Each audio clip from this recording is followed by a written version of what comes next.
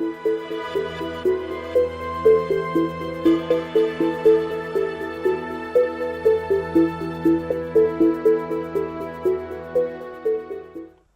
of the questions is how OTT is potentially evolving in the market. And we see basically three types of ways to monetize OTT content. There's the advertising-based video on demand, there is the transaction-based video on demand, and there's the subscription-based video on demand, VOD. And at the moment, it looks like the subscription-based is the more popular method, but transaction-based VOD seems to be becoming more popular as we move forward. And one of the reasons for that is because subscribers are showing that their buying habits of entertainment are changing from the broadcast days where we would purchase 500 channels and the subscriber would really be only watching about 5 of those channels. So the analogy would be like going to a bookstore and buying a whole section of that bookstore when you only need a few books, where we're really moving into a buying habit where we want to go to the library and just borrow the books that we want and then give them back. And OTT is basically highlights that level of granularity. And granularity is really how we're seeing the buying habits of consumers changing. And OTT is an excellent foundation to be able to provide that level of granularity. We can use a combination of these different monetization techniques in one single platform. So we can give some content away for free but monetized through advertising. Some of it can be through subscription-based services, and others can be transaction-based, let's say for the premium content.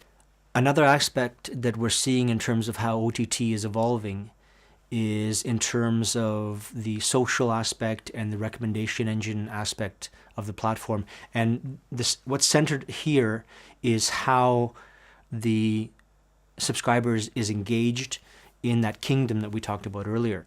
In terms of the recommendation engines, we're seeing a lot of sophistication in the correlation of consumer behavior in terms of what they purchased in the past, what they viewed in terms of their entertainment content, in terms of what their friends viewed, in terms of the statistics of the popular content and how that was viewed, demographics of the age of the person, the gender, and so on, and correlating that information and any other information that can be correlated to provide a very accurate recommendation specifically to that user.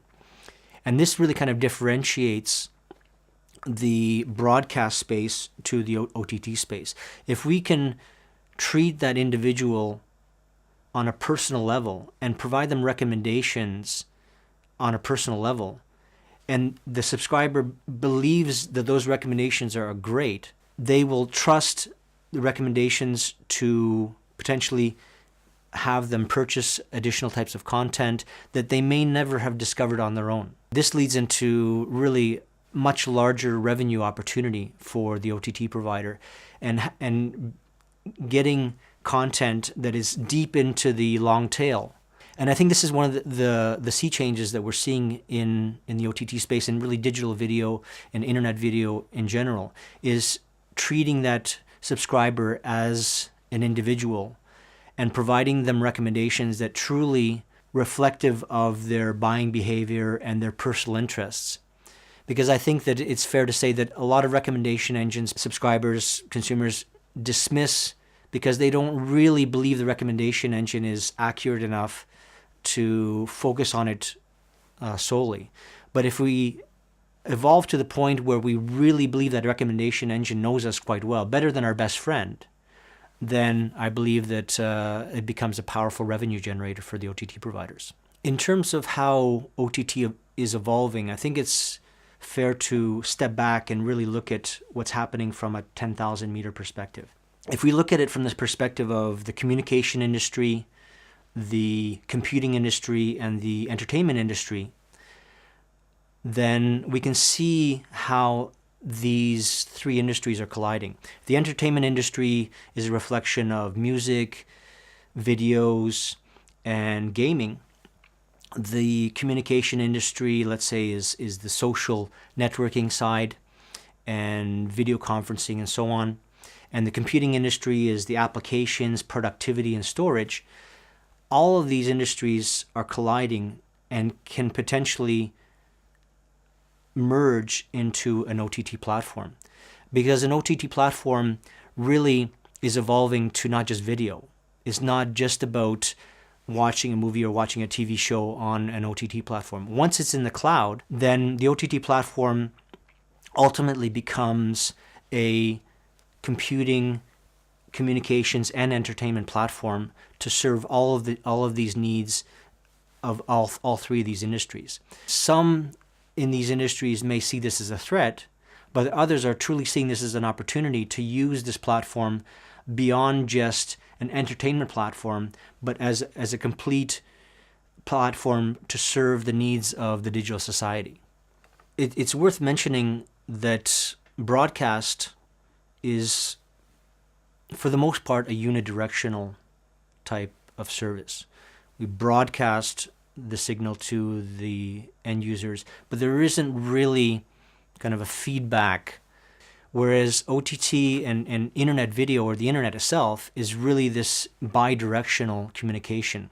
And that's really kind of differentiates the distribution of video online versus the distribution of entertainment and video through the broadcast. And once we have this bi-directional communication, that facilitates the social networking, the voting systems when we're talking about reality television, and being able to tweet and comment on a live broadcast, which then these broadcasters will post the tweets of the subscribers that are watching that live program. But this two-way communication is really the big change in the entertainment industry that is changing how we're communicating with the content that we're watching. We're still, let's say, in the early days of how we can capitalize on that bi-directional communication.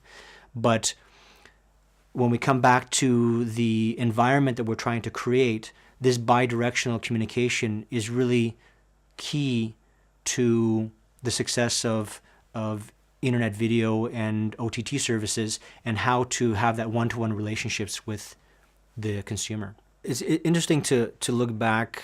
My father was driving me home from school, listening to the radio, listening to a song, and it was a song that I quite liked, but I didn't know the name of the song. I didn't know who the artist was. I was 8 years old. I thought to myself, I remember distinctly, wouldn't it be great to have all of the songs that I like in one location? And this is the mind of a collector here, thinking, I would love to have all of the music that I like in one location.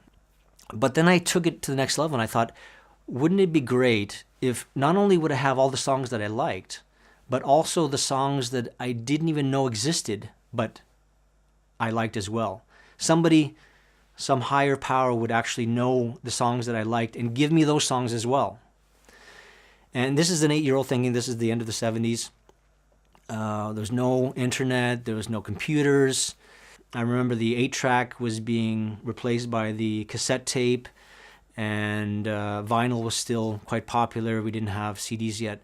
Fast forward to today, I actually believe we're kind of in a world where that vision that I had as an 8-year-old actually can be realized. To be able to have a technology that not only allows me to consume all the music or all the entertainment that I like, but also through recommendation engines and search and discovery engines to be able to provide to me the recommendations of content that I would never discover by myself, to give me those recommendations as well. So I find that quite exciting, and X decades later to be able to see that vision of an 8-year-old really coming to fruition.